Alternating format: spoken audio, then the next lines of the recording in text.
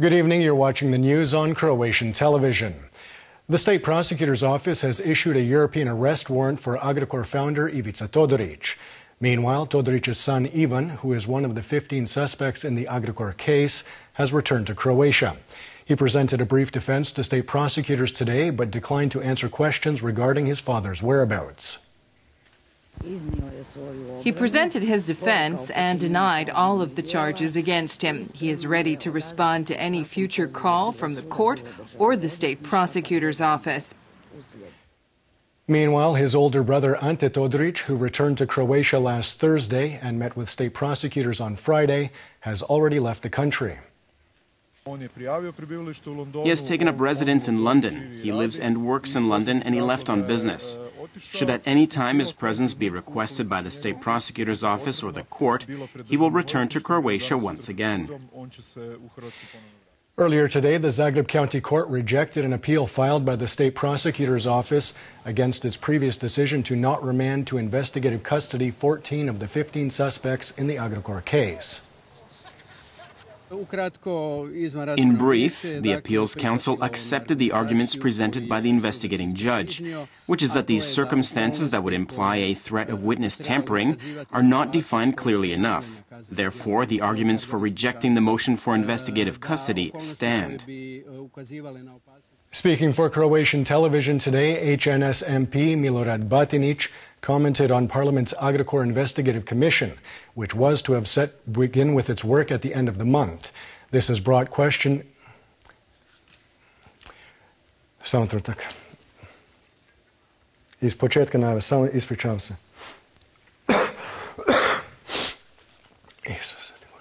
Još jednom, sorry. Speaking for Croatian television today, HNS MP Milorad Batinić commented on Parliament's Agrokor Investigative Commission, which was set to begin with its work at the end of the month. This has brought into question... Sorry. Speaking for Croatian television today, HNS MP Milorad Batinić commented on Parliament's Agrokor Investigative Commission, which was set to begin with its work at the end of the month. This has been brought into question, however, after the opening of a criminal investigation. Not one investigative commission has ever produced results. With regard to the Agrokor case, I think the court, state prosecutor's office, and judicial proceedings will shine a light on the background of the entire story. In terms of Agrokor, we in the HNS are most concerned about its future, the future of all of its employees and cooperants, and the future of agricultural production in Croatia. Meanwhile, the leader of the Istrian Democratic Assembly said today that he wanted to see the Commission conduct its investigation. He also commented on the role of Finance Minister Zdravko Marić, who previously served as a senior manager in Agrokor. We have been dealing with this issue of whether or not he was involved in preparing Agrokor's financial statements and what his role was for some time now. I believe that this has become a burden for him as well. He is definitely some kind of burden on the current government, and I think it would be much better for the government to be able to do its job without that burden. Minister Marić once again rejected allegations that he had anything to do with Agrokor's financial statements or the approval of contentious loans to the concern. I have very clearly outlined what my role in the company was. The preparing of financial statements, nor their revision, was within my purview.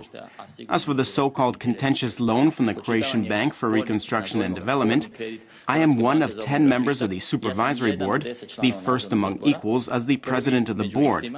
However, you clearly heard from the audio recordings of our meeting that I was telling the truth and that I withdrew myself from both the debate and the final decision-making process with regard to that loan. In an interview for France 24, Prime Minister Andrej Plenković said that Croatia would be ready to join the Schengen border regime in the first half of 2019. With regard to meeting the Maastricht criteria, Plenković said that his government had done an excellent job of reducing the budget deficit and that now it needed to focus on further reducing public debt. He concluded that he would be pleased if Croatia were to join the Eurozone by 2022 or 2023. Meanwhile, the State Statistics Bureau and Eurostat have announced that Croatia's budget deficit in 2016 stood at roughly €422 million, which is a record low 0.9% of GDP. The public debt has also dropped and now stands at 82.9% of GDP. The data published today confirms that Croatia is in the top half, the better half of EU countries. What makes me especially happy is one specific data point, and that is, when you do all the math, in 2016 Croatia recorded a reduction in its debt to GDP ratio at twice the speed of the EU average. Zadar County officials met with Prime Minister Andrej Plenković today to discuss repairs to infrastructure damaged by last month's flooding. Along with agreeing to the immediate priorities, it was also said that government would increase fivefold the annual budget of the Natural Disaster Relief Fund.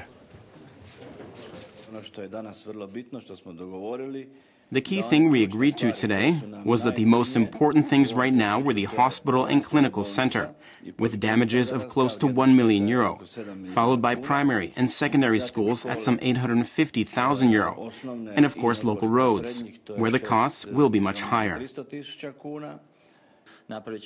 We will do something similar to last year, and that is to go with a proposal for a brief budget revision for this year to in this way confirm that budgetary revenues are in line with projections and that expenditures are not exceeding their limits. And within these limits, we will find the money needed to increase funding for the Natural Disaster Commission. Education Minister Blaženka Divjak announced today that government plans to increase her ministry's budget by €54 million in 2018. The money will go towards increasing teachers' salaries. Divjak said that teachers who successfully compete for EU funding for their projects will be eligible for a 30% pay raise.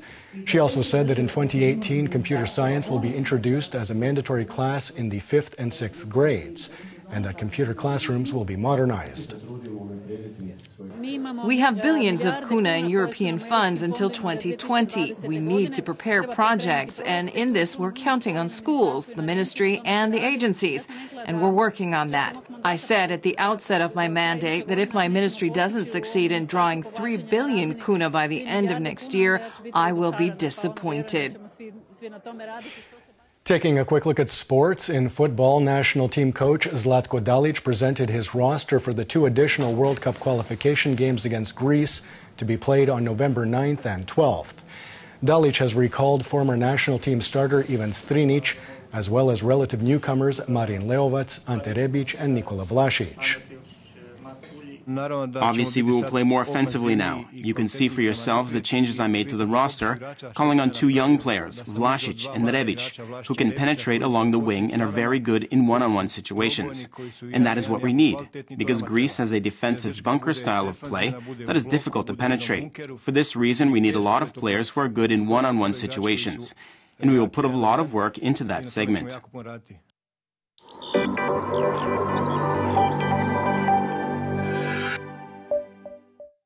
And now the forecast for tomorrow. Variable cloud cover with some sunny spells. There will still be some rain, primarily in Lika and in the east and south of the country. The coast will see a moderate to strong northeasterly and northerly, reaching gale-force and even hurricane-force gusts in some places. Winds will begin to die down in the afternoon. Morning lows of 3 to 8 degrees Celsius inland, 8 to 13 on the Adriatic, will give way to highs of 10 to 15 degrees in the interior, 14 to 19 on the coast. The 3-day forecast for the interior calls for morning fog followed by predominantly dry weather with sunny spells. It will be somewhat warmer, however mornings will remain relatively cold, and as such there is a chance of morning frost on Wednesday. The coast will see predominantly sunny skies and warmer weather.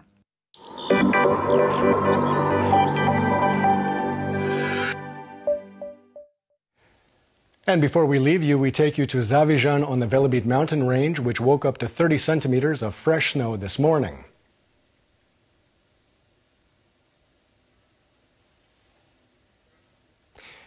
And that wraps up the news. Be sure to join us again tomorrow night.